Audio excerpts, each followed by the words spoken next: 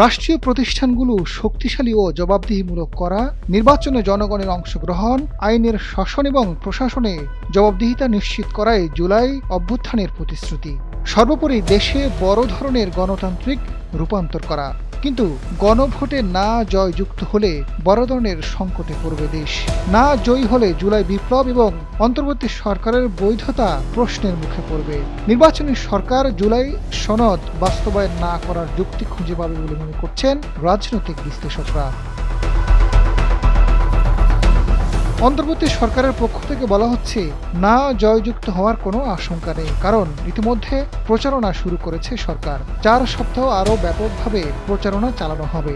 রাজনৈতিক দলগুলো হ্যাঁ ভোট দিতে মানুষকে উৎসাহিত করছে। তবে সামনে রয়েছে বড় চ্যালেঞ্জ, কেননা দেশে প্রথমবারের মতো একই দিনে জাতীয় নির্বাচন ও গণভোট অনুষ্ঠিত হতে যাচ্ছে।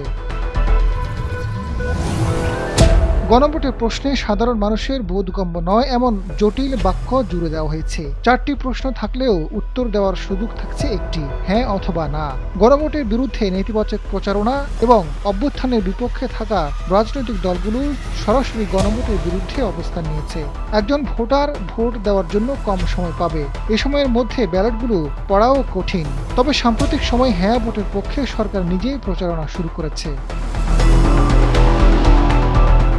গণভোটের প্রশ্নে রাজনৈতিক দলগুলোর মধ্যে জামায়াত, এনসিপি ও ইসলামী আন্দোলন সহ 11 দলীয় জোট হ্যাঁ ভোট দেওয়ার জন্য জোরালো প্রচার চালাচ্ছে। বিএনপি জোরালো প্রচারণা না করলেও দলটির মহাসচিব মির্জা ফখরুল ইসলাম আলমগীর বলেছেন, গণভোটে না দেওয়ার সুযোগ নেই। একই দিন গণভোট এবং জাতীয় নির্বাচন তারাই চেয়েছিলেন। সংস্কার একটি চলমান প্রক্রিয়া, সেখানে না বলার কোনো কারণ আছে বলে মনে করেন না তিনি। রাজনৈতিক বিশ্লেষকরা বলছেন, গণভোটে না জয় হলে সংস্কার প্রস্তাব বাস্তবায়ন হবে না, কারণ নির্বাচনের পর যে সরকার আসবে, সরকার বাস্তবায়ন না করার জন্য তার পক্ষে না ভোট একটি যুক্তি হয়ে দাঁড়াবে। সরকারের বৈধতা, সংস্কার এবং জুলাই বিপ্লবের ক্ষেত্রে প্রশ্নবিদ্ধ হবে।